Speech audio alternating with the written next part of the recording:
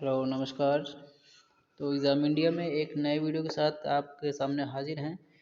और इस वीडियो में हम बात करेंगे भारत के राज्य और उनकी राजधानियों के बारे में। ठीक है। बहुत सारे लोगों का ये कमेंट्स आ रहा था कि भारत में 28 राज्य हैं, कोई कह रहा था 29 राज्य हैं, और केंद्र शासित प्रदेश के बारे में भी कन्फ्यूज़न है लोगों को कि 8 हैं या 9 हैं। ठीक है। तो इस वीडियो में आपको सारी कन्फ्यूज़न दूर कर दूंगा आपकी। और इस वीडियो में मैं आपको पूरे भारत के जितने भी राज्य हैं और उनकी राजधानियाँ क्या हैं, और केंद्र शासित प्रदेश क्या है और उनकी राजधानियाँ क्या है। ठीक है। और कौन कौन सी नई राजधानियाँ बनी हैं, केंद्र शासित कौन से बने हुए हैं, मैं इनके बारे में आपको बताऊंगा। ठीक है। तो इस वीडियो को आप लास्ट तक जरूर देखिए, अपने फ्रेंड के साथ शेयर कीजिए, और चैनल पर नए हो तो चैनल को सब्सक्राइब कीजिए। तो चलिए शुरू करते हैं।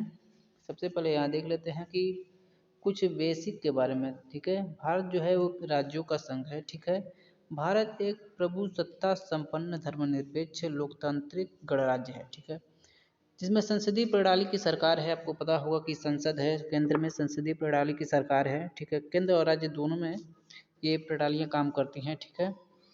राष्ट्रपति इस संघ की कार्यकारिणी का संवैधानिक प्रमुख होता है। ठीक है। जो राष्ट्रपति होता है वो इस कार्यकारिणी का संवैधानिक प्रमुख होता है। ठीक है। राष्ट्रपति जो है वो एक संवैधानिक पद है। ठीक है। और देश का सर्वोच्च पद है। देश का प्रथम नागरिक जो होता है वो राष्ट्रपति ही होता है। ठीक है।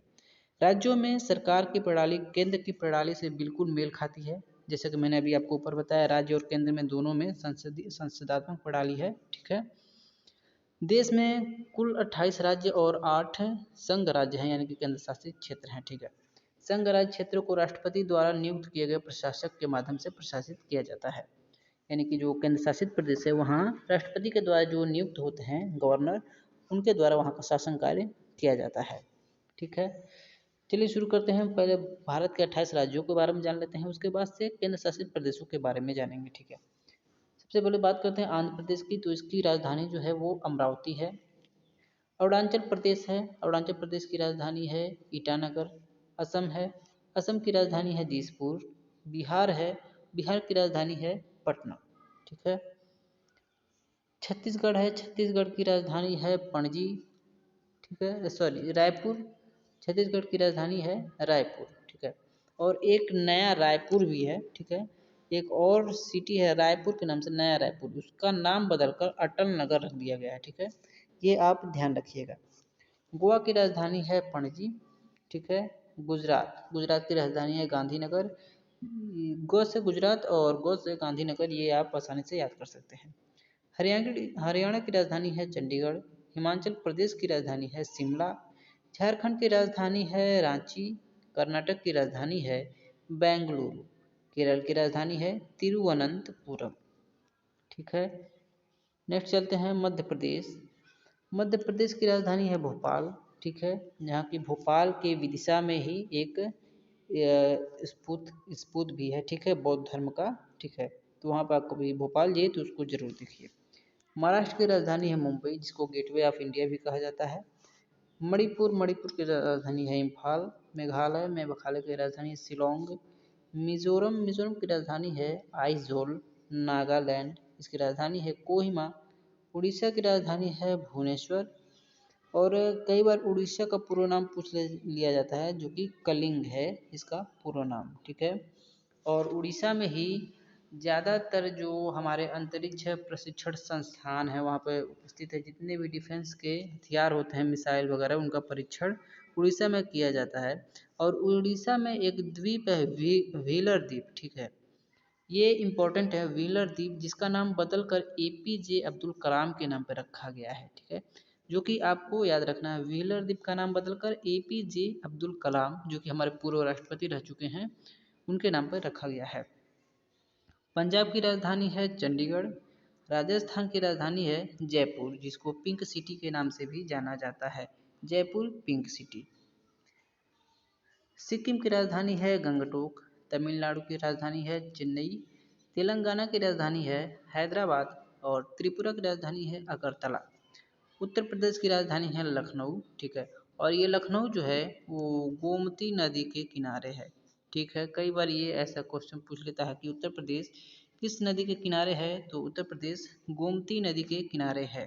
ठीक है। उत्तर प्रदेश की जो मुख्यमंत्री हैं वो हैं योगी आदित्यनाथ।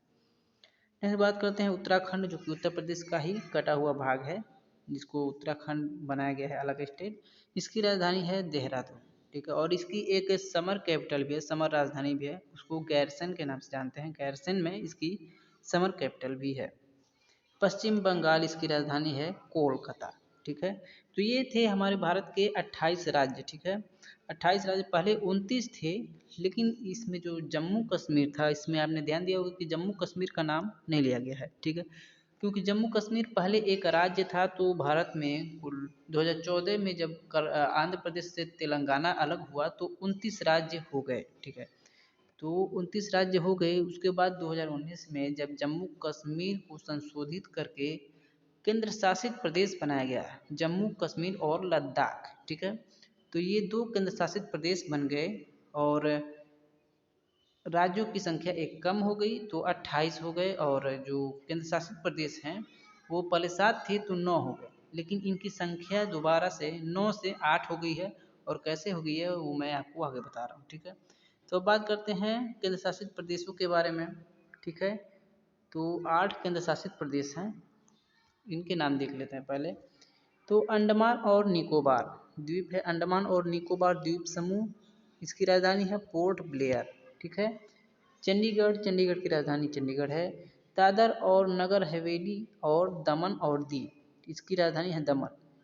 क्योंकि यही वो है जिसमें पहले दादर और नगर हवेली ये अलग थी और दमन और दीव ये अलग था।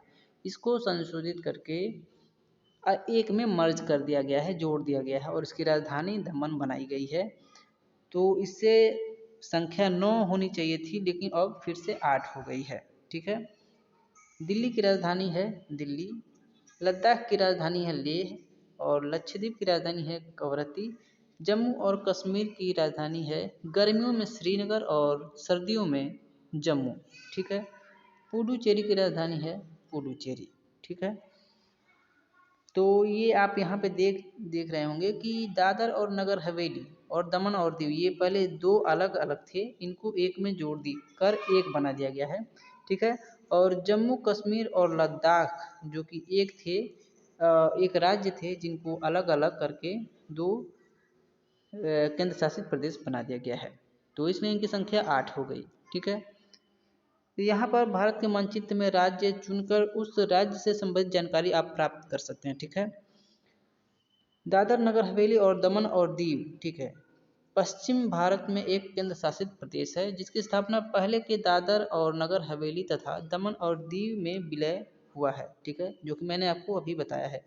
यह 26 जनवरी 2020 को अस्तित्व में आया है और इसकी राजधानी दमन में स्थित है, जो कि मैंने अभी पहले बताया है।